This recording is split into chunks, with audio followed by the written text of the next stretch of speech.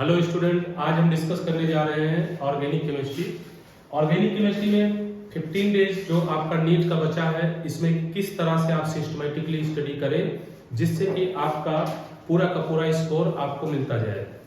Organic में अगर हम बात करते हैं कि कहाँ से क्वेश्चन आता है और कितना क्वेश्चन आता है, तो ये ऑर्गेनिक केमिस्ट्री में अगर हम देख रहे हैं तो क्वेश्चन का पार्ट जो होता है ये 12 से 15 क्वेश्चन आपके नीट में पूछे जाते हैं। 12 से 15 क्वेश्चन। अब इसमें भी अगर हम देखें तो ऑर्गेनिक में ज्यादातर स्टूडेंट क्या करते हैं कि वो रिएक्शन ही पूरी साल करते रहते हैं और वहीं से क्वेश्चन का उम्मीद करते हैं, जबकि ये पार्ट आपका यहाँ पर जो रहेगा वो 3 पार्ट में ऑर्गेनिक को हम डिवाइड करके डिस्कस करेंगे, जिसमें रिएक्शन वाला पार्ट जो होता है वो 4 से 5 क्वेश्चन होता है, कभी कभी 6 क्वेश्चन भी आ जाता है।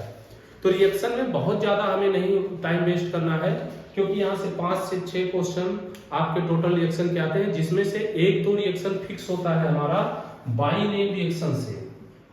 बाई नेम रिएक्शन से अब इसका रिवीजन करने के लिए 32 रिएक्शन आपकी एनसीईआरटी में गिवन है। उन्हीं 32 रिएक्शन में से ये 1 से 2 क्वेश्चन आएगा, जैसे कि लास्ट ईयर आपका आया हुआ क्वेश्चन है, ग्रिग्नॉर्ड एजेंट से आपके क्वेश्चन आ गए थे और एल्डोल कंडेंसेशन के क्वेश्चन थे। तो ये डायरेक्ट बाई नेम रिएक्शन के क्वेश्चन है। बाकी 3 से 4 रिएक्शन यहाँ पर जो बाई नेम होता है, इसके अलावा एक तो होता है, एक आपको दे दिया, यहाँ पर बी देना रहेगा, कैटलिस्ट बताना रहेगा, या इसको बताना रहेगा या इसको। 1 स्टेप रिएक्शन का होता है जिसको डायरेक्ट आप क्वेश्चन को कर सकते हैं। दूसरा क्वेश्चन आपका आता है कि वो एक से ज्यादा स्टेप, एक से बी बना देगा, बी से सी बना दिया है, अब इसमें कोई भी चीज गायब कर देगा या एक से ज्यादा चीजें गायब करके आपसे क्वेश्चन पूछेगा। और नेक्स्ट टाइप का जो ऑर्गेनिक का क्वेश्चन होता है वैरायटी का, वो एक जनरल फार्मूला ऑर्गेनिक का दे देता है। इस जनरल फार्मूले से आपको कोई प्रोडक्ट बना देगा और इस प्रोडक्ट का फिर कोई टेस्ट दे देगा, टेस्ट देके फिर यहाँ से इसका किसी चीज से रिएक्शन करा के, तो ये मल्टीपल स्टेप में ये रिएक्शन होती है, जो कि आपकी बिल्कुल आसान क्वेश्चन होता है, देखने में बड़ा लगता है।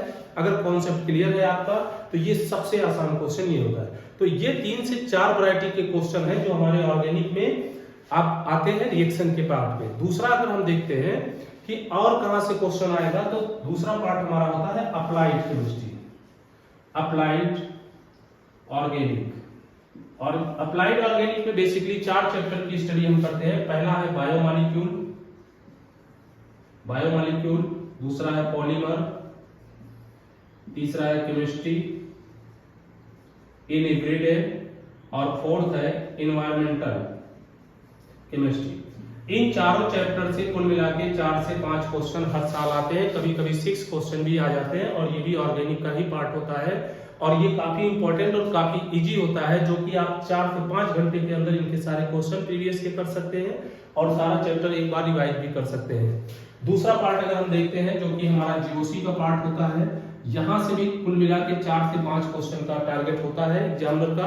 और अगर हम देख रहे हैं 4 से 5 क्वेश्चन यहाँ पर किस टाइप का आ रहा है, तो वो रहेगा आपका एक जनरल केमिस्ट्री से।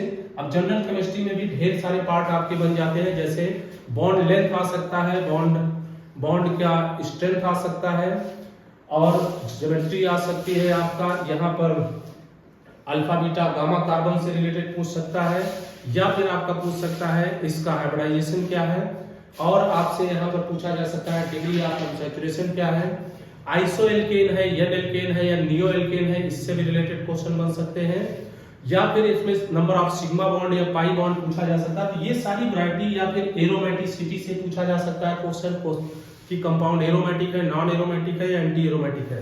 तो ये सब पार्ट आपकी क्या होते हैं, जनरल केमिस्ट्री के होते हैं। जनरल फार्मूला भी किसी कंपाउंड जैसे अल्कोहल का, एल्डिहाइड का, कीटोन का, या फिर एल्कीन एल्काइन का, इन सब का जनरल फार्मूला पूछा जा सकता है इस पार्ट से। एक क्वेश्चन यहाँ से लगभग डन रहता है, दूसरा भी कभी कभी पूछ लेता है। दूसरा क्वेश्चन हो सकता है हमारा आईपैक से।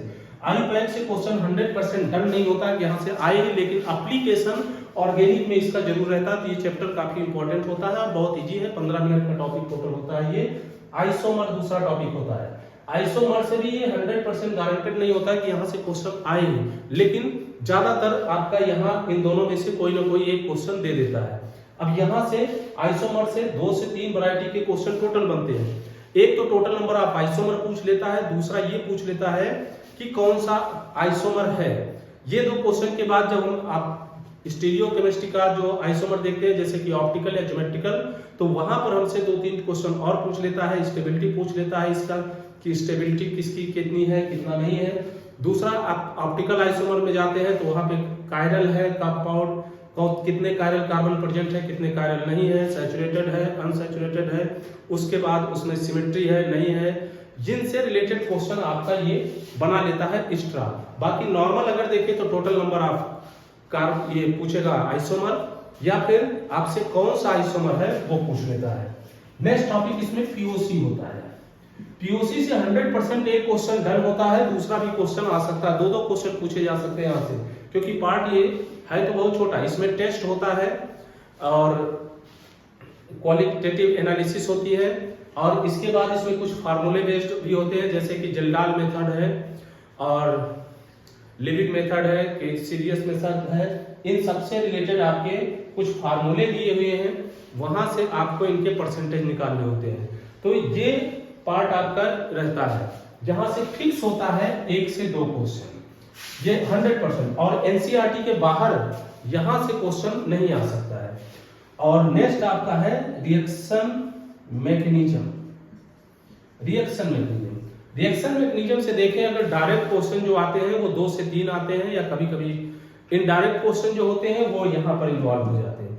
अब अगर हम रिएक्शन मैकेनिज्म का क्वेश्चन जो देखें 2 से 3 होता है, तो यहाँ पर क्या वैरायटी हो सकती है। एक तो अटैकिंग रिएजेंट से हो सकता है, अटैकिंग रिएजेंट से हो सकता है, टाइप ऑफ बॉन्ड क्लीवेज से हो सकता है, इसको भी आपको रिवाइज करना होगा, टाइप ऑफ बॉन्ड क्लीवेज से हो सकता है, या फिर आपका यहाँ पे क्वेश्चन आ सकता है किससे, इनमें इंटरमीडिएट की स्टेबिलिटी से, स्टेबिलिटी, रिएक्टिविटी, इन सब चीजों से आपका क्वेश्चन आ सकता है। एसिडिक स्ट्रेंथ, बेसिक स्ट्रेंथ, इससे रिलेटेड क्वेश्चन बन सकता है। तो ये सब वैरायटी आपके यहां से होते हैं। और इसके बाद अगर हम देखते हैं दूसरा पार्ट, वो होता है हमारा जो रिएक्शन मैकेनिज्म का, जैसे एडिशन रिएक्शन हुआ, सब्स्टिट्यूशन हुआ, एलिमिनेशन हुआ और रीअरेंजमेंट हुआ। इन चारों टाइप के रिएक्शन की मैकेनिज्म के अंदर का कोई पार्ट पूछा जा सकता है, या एक रिएक्शन दे देगा, पूछ लेगा किस टाइप की रिएक्शन है। तो टोटल अगर हम ऑर्गेनिक केमिस्ट्री में अब बात करें तो ऑर्गेनिक केमिस्ट्री से टोटल 12 से 15 क्वेश्चन आपके एग्जाम में आएंगे।